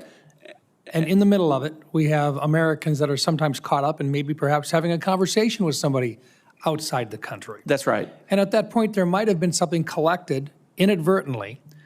Can we use that? So there is when, for instance, the CIA collects intelligence, it is allowable to do a U.S. person query where you're looking for someone that might be communicating with some foreign person to do something bad to the United States. What you can't have is accessing that or making a query for political reasons or for some reason other than protecting our national security. And so we have to have the safeguards to make sure that those kinds of abuses can't take place and be misused. And my pledge to you is, as if confirmed as CIA director, that won't happen. I will point out that I haven't been briefed on everything, but I am impressed with the CIA's compliance rate with regard to U.S. person queries is 99.6%, meaning they do a really good job of making sure that Americans who are swept up incidentally aren't having their civil liberties violated. Is it perfect? No, but we need to try. There were reforms made based upon practices that were not appropriate several years ago. Is that a fair way of putting it? But they've already been addressed now. That's correct. And so you would be supportive of the renewal of 702, and there perhaps there are some additional considerations, but at this point, it is critical that we get it renewed. It's critical, it's indispensable, and for critics of it, no one has offered a replacement. If for instance, half of the actionable foreign intelligence comes from FISA 702, what are we going to replace that with? And the critics haven't provided any alternative to that. And so, No, and look, I agree. I just thought it would be important in this open setting that there be a better understanding, or at least a better clarification, just how critical it is and what it really is. It's basically looking at things overseas, not in the United States. And I think it's going to be an iterative, ongoing discussion, and needs to be as it comes up for reauthorization again. And it'll be incumbent on me, if confirmed, to both within the administration and outside, stress the things that you and I are talking about and make sure that people understand, and to dispel false narratives about how FISA is being misused or can be misused. Correct. Thank you, Mr. Chairman. Thank you. Senator Gillibrand. Thank you, Mr. Chairman. Thank you, Mr. Ratcliffe, for your service. Thank you for meeting with me. We had an excellent conversation about a number of our priorities on the committee, but mine specifically. Pandemic preparedness was one issue, AHIs, which Senator Collins covered very effectively, and sexual assault and harassment in the military. So I just want to address those so you can talk about them publicly. As we discussed, we need to do a much better job in detecting and preventing and knowing the intelligence to prepare for the next pandemic. We didn't have the type of collaboration we needed to prepare for COVID. We had disagreements about how COVID began, and we never really got resolution on that, which is a concern for me. But this idea of a One Health proposal is creating essentially a fusion center for the CIA, the NSA, the DOD, the Department of Agriculture, and HHS, so that you are in real time working collaboratively to detect this information, because agriculture and science, they often share data and information, and we know with regard to the Wuhan lab that they were publishing data and information about the tests they were doing. The scientific community had access to that. The CIA, on the other hand, was looking into other intelligence. They might have been able to get the details about illnesses quicker than anyone else. But none of these groups were talking, so the data wasn't shared in a timely basis. And so we didn't really have the information we could have had if the CIA was talking to the medical community, the scientific community, and the agriculture community in terms of research. So I just want your commitment that you will work with me on this very important issue, because the CIA can play such a meaningful role in protecting our nation from such other threats, such as a pandemic or any use of a biological weapon or any use of that kind of harm to the United States. Senator Gillibrand, I really did enjoy the chance to visit and talk about these issues. I agree completely. I do pledge to work with you on that. You know, we go back to one of the worst incidents in our nation's history, 9/11. It was a failure of communication. We had the intelligence, we just weren't sharing it with each other in a way that would prevent that. And you brought up COVID, and is the more recent example where maybe as many as 25 million people die worldwide, and at least 1 million Americans as a result of that. And one of the things when I came in as DNI, to your point, was I was surprised at the lack of coordination between, for instance, the intelligence community and health agencies like the CDC and the NIH, and the ability to, the channels were not open to share information like you're talking about. So many of these things can be, if not prevented, mitigated quickly if we're communicating and sharing intelligence better. So I completely agree with the sentiment that you've expressed, and look forward to working with you to make sure that we're doing those things if I'm confirmed as CIA director. Thank you. And I just want to associate myself with the comments of Senator Collins with regard to AHIs. I think it is essential, as I mentioned in our hearing, that you collaborate with the Department of Defense, with their intelligence agencies, to understand what the nature of these effects are, what causes them, and what type of adversaries could be using technology in a way to actually harm our service members. So I just really appreciate that you will commit to delving deep into this issue and really try to limit the siloing of information between CIA and DOD on this very topic. I will. I look forward to it. CIA is the premier intelligence agency in the world, and I'm not saying that it should always be able to make an assessment about cause, but over time, that's typically something that we should expect and in some cases demand. And, for instance, COVID, you brought up that's one issue, but AHI is another one. I'm curious and look forward to reading the classified version of the AHI in terms of the assessments that were made or the inability to make an assessment on causation. And if I'm not satisfied, we'll continue to look at that. And my last question, obviously the scourge of sexual assault is problematic in every area of society. We want to make sure that the CIA is a safe place to work and that people who are being harassed or assaulted can come forward and demand justice. I just ask your commitment that you'll work with this committee to make sure all of our members of this community can work in a safe environment. I will, Senator. I appreciate your leadership on this issue. I know it's been something you've highlighted, and as we talked about in our meeting, over the course of my career, I'm grateful for what my record reflects in leadership positions I've had and organizations I've had in terms of not tolerating sexual assault and sexual abuse. When I was U.S. Attorney, when I was DNI, when I was in Congress, all of those. And so I make that pledge to you gratefully. Senator Young. Thank you, Mr. Chairman. It's great to serve with you and other members of this committee. Mr. Ratcliffe, had a nice visit with you in the office. You answered many of my questions. What I'll ask you here today will be familiar to you and build on that meeting. Thank you again for your willingness to serve your country. You are prepared, I think, for this step, this position. You're qualified. I anticipate supporting your nomination. So we'll begin with that. You spoke in your testimony to the growing role of emerging technology and to advances being made by our adversaries. If confirmed, how will you direct the agency to analyze and respond to foreign threats that undermine often overlooked but critical areas of our security and economic well-being, such as the food and ag sectors? So thank you for the question. I did enjoy our visit, Senator Young, and enjoyed serving with you in the House of Representatives. And if confirmed, look forward to working with you from this perspective.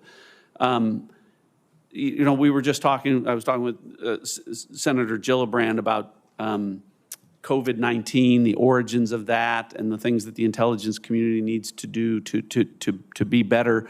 Part of that is, to your point, embracing emerging technologies and making sure that one of the things that the CIA does is adapt to the technology curve. So, for instance, when we talk about utilizing artificial intelligence and machine learning, there's so much data that's out there in this, great technological age that we live in, that sometimes the intelligence community spends so much time sifting through the data that they can't find the signal for the noise. And one of the things that technology allows us to do is to find the signal in all of that noise. In other words, so that we can find the intelligence, spend more time using the intelligence and less time looking for it. And so you brought up, different issues where that can be valuable, I know, and where that can be helpful. One of the things that I know you're interested in and that we've talked about was, the biosecurity and the biointelligence issues, and how the CIA needs to expand its authorities in that regard, and its relationships with scientists and researchers to be on the leading edge of information as it's coming out, and develop early warnings to some of the problems that we're talking about in that space?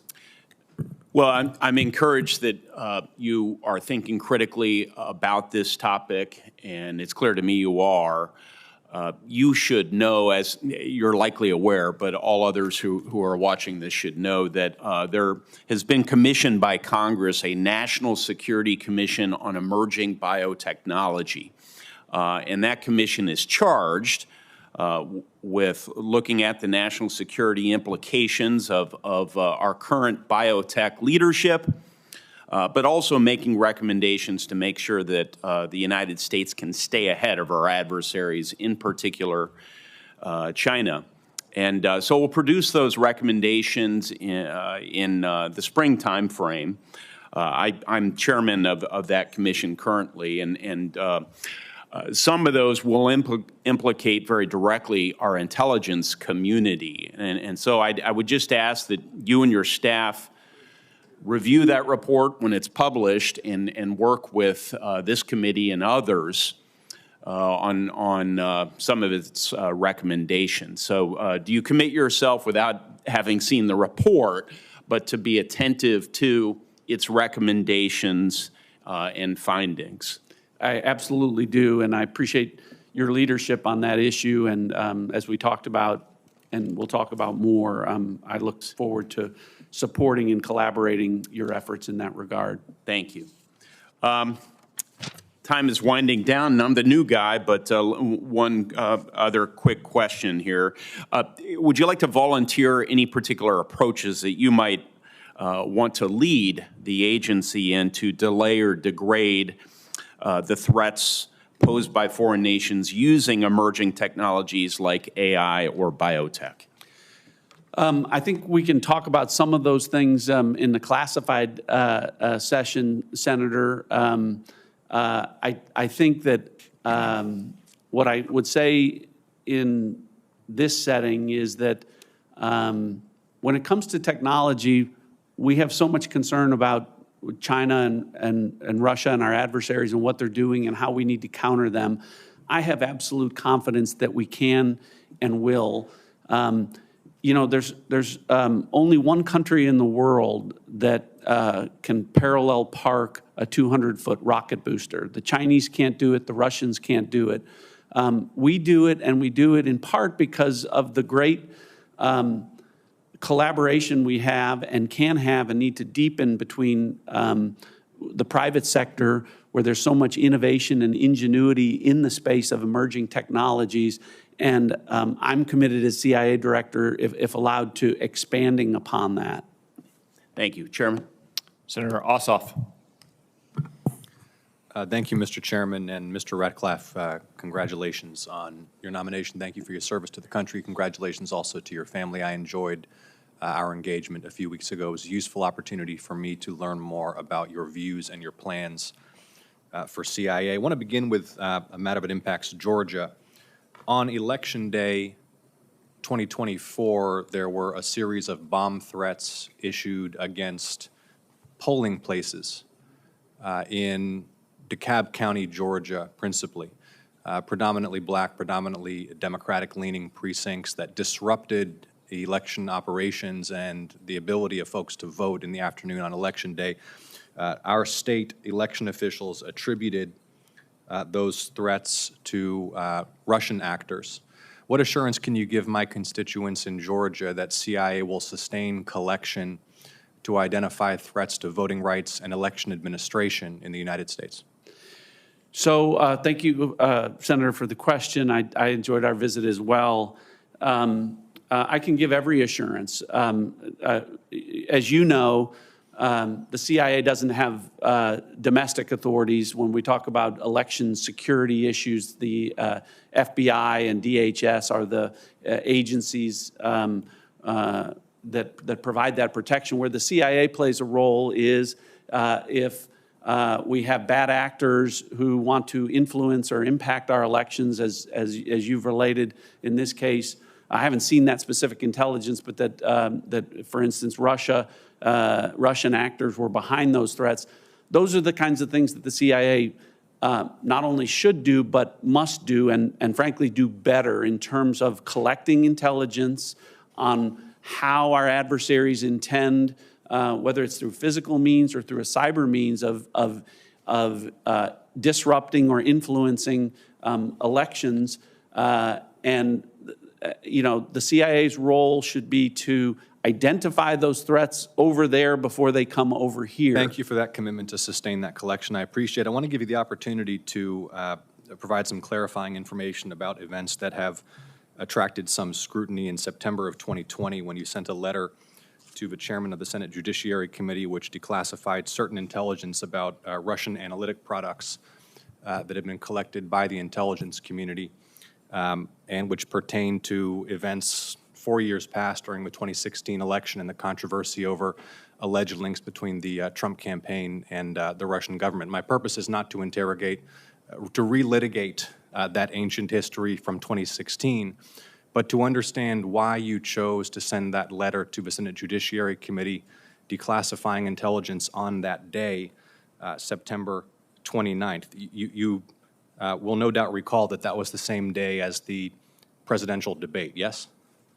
I don't recall that it was that date, but it may be. You don't recall? Your testimony is that you're not aware that that letter was sent to the Judiciary Committee by you on the same day as the presidential debate? I didn't recall that it was on that date. I mean, I'll take you at your word. The dates will reflect what they are. But to your question, let me just, I want to drill down on that for a moment, because my purpose here is not to suggest some kind of political intent, but you've made it very clear that avoiding the politicization of the intelligence community's activities is a high priority for you. Is that correct? Correct. It strikes me that releasing politically sensitive intelligence, that you'd think carefully about the timing of that you might consider that doing so on the day of a presidential debate, when this was intelligence collected 4 years in the past, might reasonably draw the question of whether or not there was some political impetus. Is that reasonable? It's reasonable for you to ask that, and if I can, you asked me to clarify if I can do that. So you're correct. It was my decision, but it wasn't my process. So to your point, that effort was actually the request of this committee during my my confirmation hearing as DNI, was to go back and look at the intelligence from 2016 and the 2017 intelligence community assessment. I also received separately a request from the Attorney General and from then special counsel to declassify certain intelligence relating to that in support of what would be a public report from the special counsel. I, in addition to that, received what I would call requests or even demands from other Senate committees, to include the Judiciary Committee and the House the Senate Homeland Security and Government Accountability, whatever the title of that committee is, for information related to that. That took place over a course of several months. And the process, just so you're clear, was an iterative, collaborative process that included the Attorney General, the CIA Director, the Director of the NSA, myself as DNI, and again, an iterative process that resulted in a highly redacted product to protect sources and methods, but yet to respond to these requests or demands to put that information out. So I take that's useful information, and my time is running short, but we can discuss further in the closed session if we need to. I appreciate you answering the question, very much look forward to that. And again, enjoyed our recent meeting. I think I have the known than anybody else on this.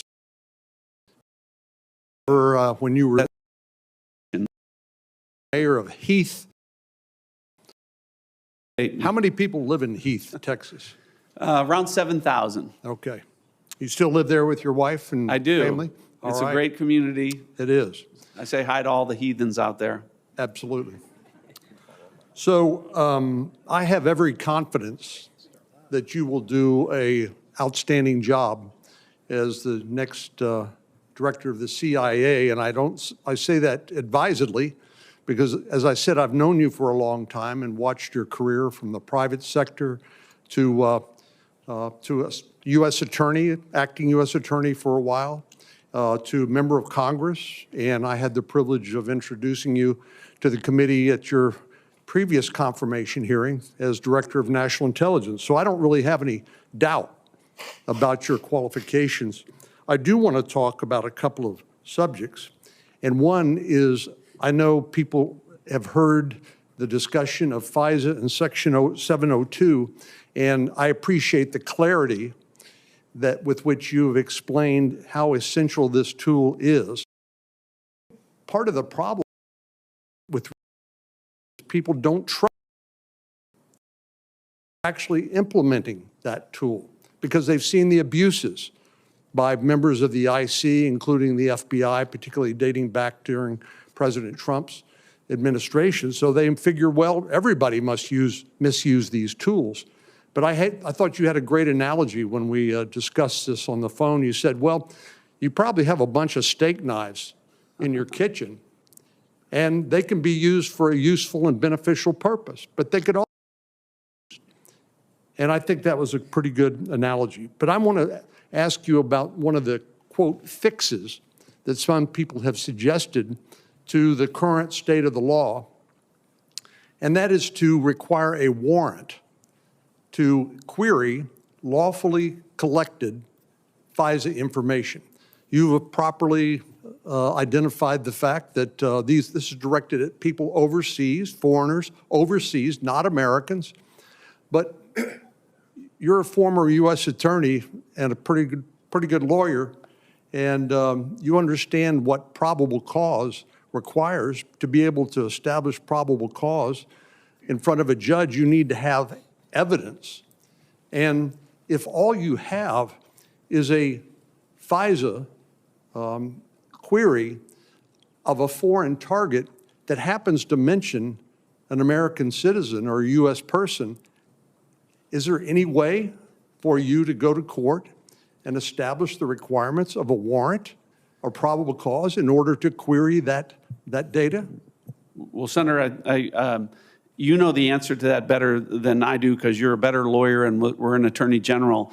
But the answer is no, because the danger there is that you really don't have the information to obtain the warrant. And the process of obtaining the warrant, we're talking about national security issues where sometimes minutes matter in the ability to disrupt or interdict the bad actors or to act upon the intelligence that you can gain from that. And so the process of even getting a warrant, the time that it takes, much less the fact that, as you say, you won't have a probable cause basis to get there.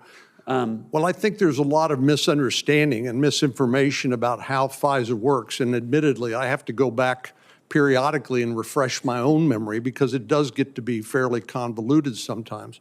But the fact of the matter is it's illegal to use this tool to spy on American citizens, and there are protocols in place to lessen the likelihood that that could ever possibly occur.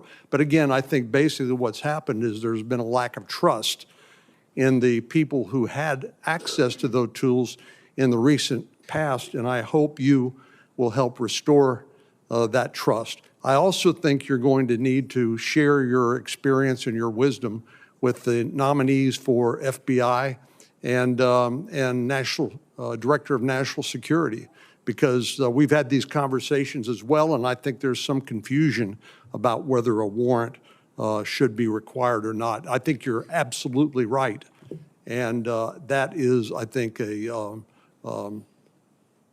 not the answer. Thank you. Thank you, Senator. Senator Kelly. Thank you, Mr. Chairman, and congratulations on your new job. Look forward to working with you on this committee. And Mr. Ratcliffe, congratulations to your nomination for this position, and congratulations to your family as well. I want to follow up on what Senator Ossoff was referring to, the intelligence that was released prior to the 2020 election. that intelligence was rejected. First of all, it was before I was on the committee, but my understanding is it was rejected by Democrats and Republicans on this committee as having no factual basis, and it put Russian disinformation into the public sphere. I just want to understand, so just like in hindsight, knowing what you know now, and this is 4 years removed from that, and we've had another election, and obviously we've got challenges we face with Russian and Chinese, Iranian disinformation in our politics. So in hindsight, are there any changes that you would make to the way you handled that information? Well, Senator, I appreciate the question.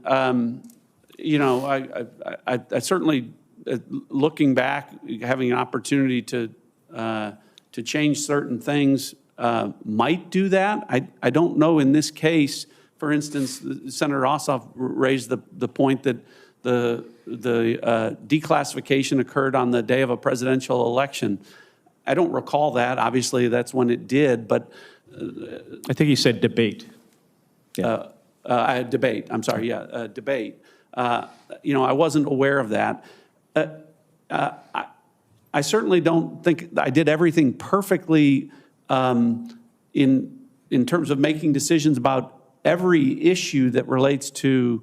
I'm talking generally. But I talked about my record in terms of how I approach these things and how, in terms of speaking truth to power, which sometimes includes declassifying information.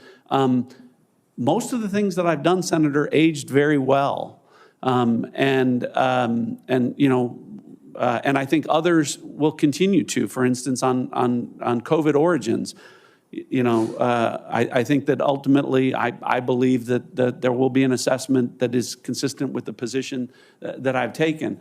So, well, it's hard to get this stuff exactly right. I get that. This is complicated. In this case, you know, it did become rather political, and I appreciate your willingness to look back. So the other thing I want to say is, because I want to, part of my answer to your question is classified.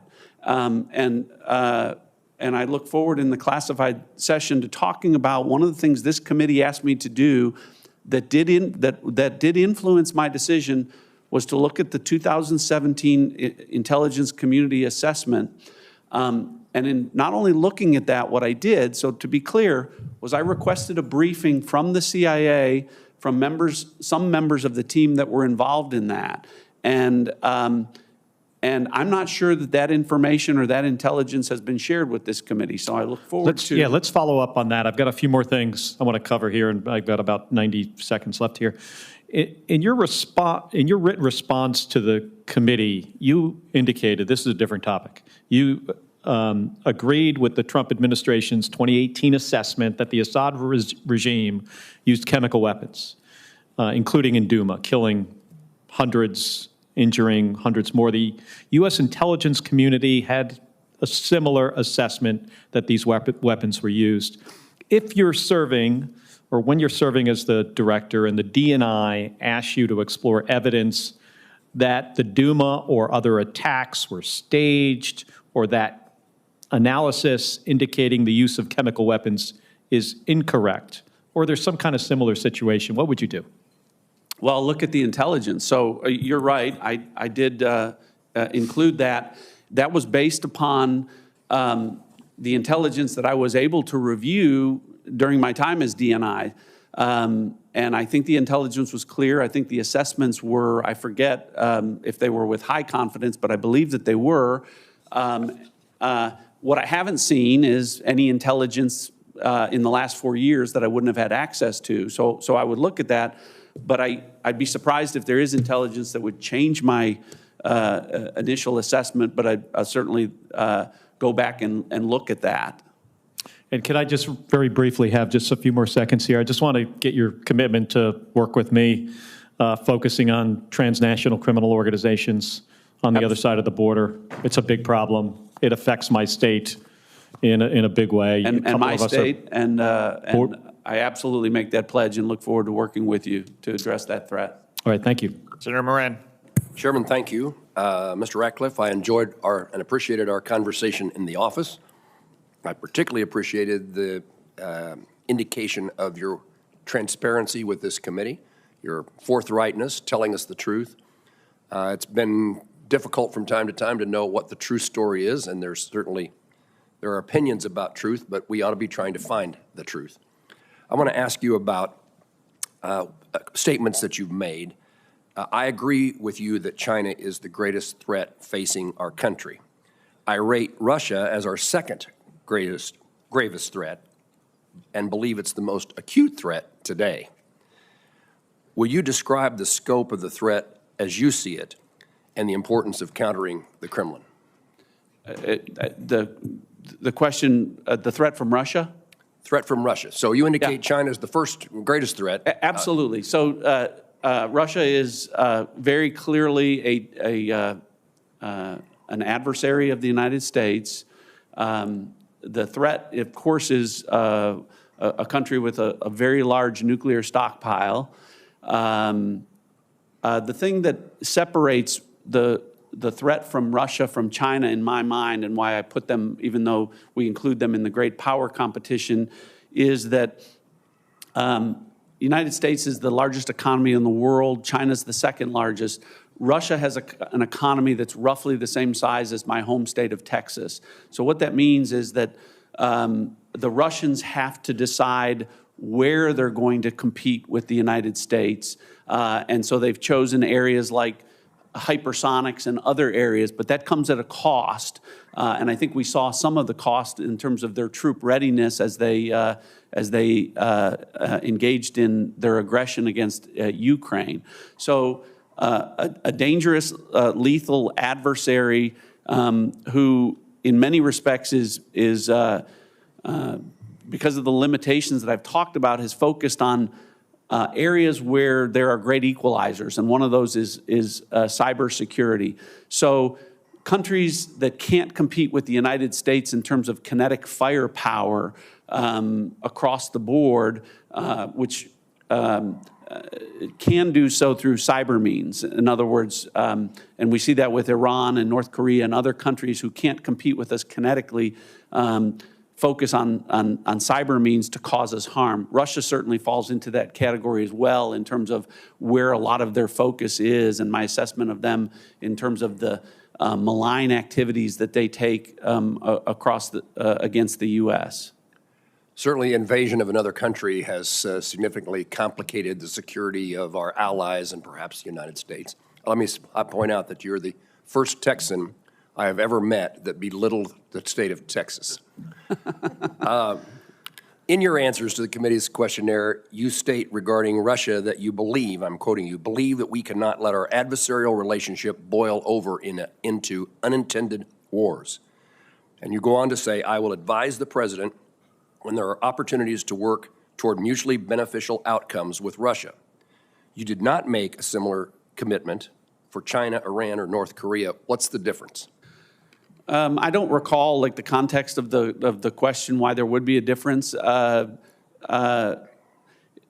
instance, I think what I was referring to there, Senator, was for all of the things that I talk about in terms of Russia as a threat and the things that where they challenge us with malign activity, there are areas where we, for instance, countering terrorism, some of the same threats that we face from terrorist groups are threats that they face. And so there are occasions where information or intelligence can be shared or things can be done in our to the mutual benefit of our countries in those types of things. That would be true with China as well. I think President Trump's approach from a policy standpoint is to not look for conflict with anyone, including our adversaries, but to provide a strong deterrent effect to their malign activities through America's strength, through peace through strength. So I think Iran may be different in the sense of it is a terrorist state, a terrorist regime, or had been designated by the Trump administration, and so I would put that in a different category. In addressing the importance of analytical objectivity and speaking truth to power, you state that as the DNI, you represented the IC's analysis to policymakers faithfully, including dissenting views, even when the full analytical picture was unpopular. Could you give me an example? Sure. In connection with the 2020 presidential election, assessment was made as to whether China was trying to undermine President Trump's reelection efforts, and there was a split between the community. A majority opinion was that China was not doing that, wouldn't do that for a number of reasons. The minority opinion was that they were. I agreed with the minority opinion, but what I did was not try to substitute my judgment for the community. I wrote a dissent that would be public and people could see the reasons for that, and in the process supported a whistleblower, one of our leading cyber officers, in support of that position. I will say that 15 months later, FBI Director Wray held a press conference talking about the exact things that I was saying China had engaged in that they were doing. And so the opinion that China would never engage in those kind of activities proved to be false, and I think that my dissent aged well.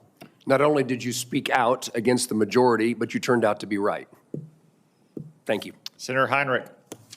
Thank you, Chairman. On July 21st of 2020, you sent a letter to this committee stating that while you agreed to appear at the committee's open worldwide threat hearing as DNI, as Director of National Intelligence, that you would not take any questions in open session. And you wrote that letter despite committing twice in your confirmation hearing that you would appear and answer questions. So obviously, this position is one that requires congressional oversight. And I don't think any of us up here would ever ask you to answer questions in a way that revealed anything that was classified or was more appropriate for closed session. So I want to ask you why you thought that was appropriate. And then today, can you commit that if confirmed, you will appear at this committee's annual open hearing on worldwide threats and take questions from the committee itself? Senator, thanks for the question. I think there was a slight mischaracterization that I didn't refuse. I made a proposal about how to handle the worldwide threats hearing. I did that for a number of reasons.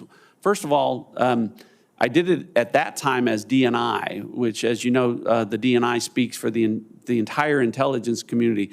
My proposal was actually a reflection of multiple leaders across the intelligence community who shared my opinion that other countries don't hold public hearings like that where we discuss sensitive national security information. And the problem isn't in terms of you asking questions about classified material. The issue comes up in terms of being put on the spot to provide an answer where sometimes you might inadvertently provide information that is classified because you don't recall whether it's at what level or if it's classified at all. So that's the danger, and that has happened. So that explains how I approach that issue. What I would say is this, I'm being considered for the CIA director, which is not the head of the intelligence community. And I understand, notwithstanding my opinion about how the worldwide threat assessment hearing should take place, that the committee, and I learned from that, disagrees, didn't want that proposal. So that would not be an issue if I'm confirmed as CIA director. So you will come and take appropriate questions? Yes. Let me ask you, and you answered, Mr. Ratcliffe, this question in writing, but I think it's important for the American people and frankly for the world to hear your answer in an open hearing as well. Section 1045 of the National Defense Authorization Act for fiscal year 2016 prohibited the use of any interrogation technique that was not authorized in the Army Field Manual. Will you abide by this law? Yes. In your answers to the committee questions, you wrote that the CIA must, and this is a quote from you, CIA must help rebuild public confidence in the intelligence community in the wake of prior abuses, end quote. And you reference that on a number of different occasions in your answers. So I've frankly never been one to shy away from criticizing either the IC or the CIA when I felt it was appropriate. But I think most of us up here can agree that on the whole, the CIA's men and women produce the finest intelligence in the world with a great deal of objectivity and integrity. And if there is a lack of public confidence, it's because it's become too easy for some elected officials to throw around terms like the deep state. So if you're confirmed, what precisely would you do to help rebuild public confidence in the agency, and where do you see that necessary and appropriate? Well, thank you, Senator, for the question. I think it's the things that we've talked about already, and some of it you may not have been present for, but in terms of leading by example, if confirmed as the CIA director, I went through a series of examples where I talked about speaking truth to power and the importance of that, and setting the right example in connection with that. So I think that's essentially how I would go about it, is to lead by example. Thanks, Chairman. I believe the Vice Chairman has a follow-up question. Thank you, Mr. Chairman. I also, one quick thing I want to mention was I appreciate your answer to Senator Heinrich's question about appearance here. I think we do have a unique situation in America where we have public congressional oversight. I think it's critically important to help restore that trust, and I appreciate your commitment to appear and testify. And this topic I'm going to raise in closed, but I wanted to also at least get you out, get you on the opening, and think you will concur. Senator Cotton, the Chairman pointed out a number of times when the IC didn't get it right over recent times, and I think, I'm not sure we'll ever get an all-seeing IC, but one area that I've been particularly concerned about is the ability for the IC to monitor technology advancement. I think historically that has not been the case. You know, we've told our spies to go spy on the military or foreign governments, but we see repeatedly, as we think about this technology competition, particularly with China, and I can cite chapter and verse from CIA getting it wrong about how SMIC was going to be able to move to lower-level semiconductors or smaller semiconductors, area after area. I think under Dr. Burns' administration, we've moved the enterprise some.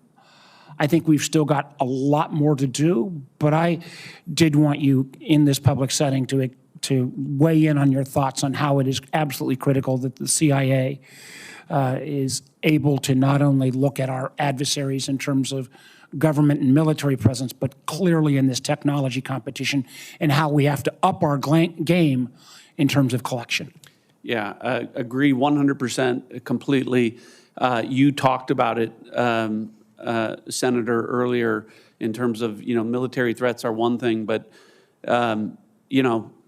as you know, I believe, for instance, the NSA, we have the best code makers and code breakers in the world, but if China gets to quantum computing before we do, that causes a real problem. We've got to win the war, the race on technology, stay ahead of the technology curve, and part of that is, when we talk about, technology as a tool and a target, is we've got to disrupt. CIA has to play a really important role in disrupting our adversaries' technologies in terms of trying to get ahead of us. So you mentioned semiconductors. We all know that the issue that relates to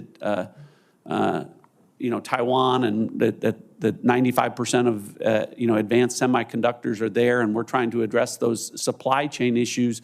But we can do things, and the CIA must do things to disrupt how our adversaries are dealing with their supply chain issues in regard to that. That's just one example. Well, thank you, Mr. Chairman. Thank you. For the information of senators, we intend to hold a committee vote on Mr. Ratcliffe's nomination as soon as possible, most likely on Monday afternoon. Therefore, any member who wishes to submit questions for the record after today's hearing, please do so by close of business tomorrow. Mr. Ratcliffe, I presume we can expect you to provide your replies even more promptly. Thank you all. The open session of this hearing is adjourned. We will reconvene in closed session in 30 minutes. That will be at 12:37 p.m. Thank you. Thank you.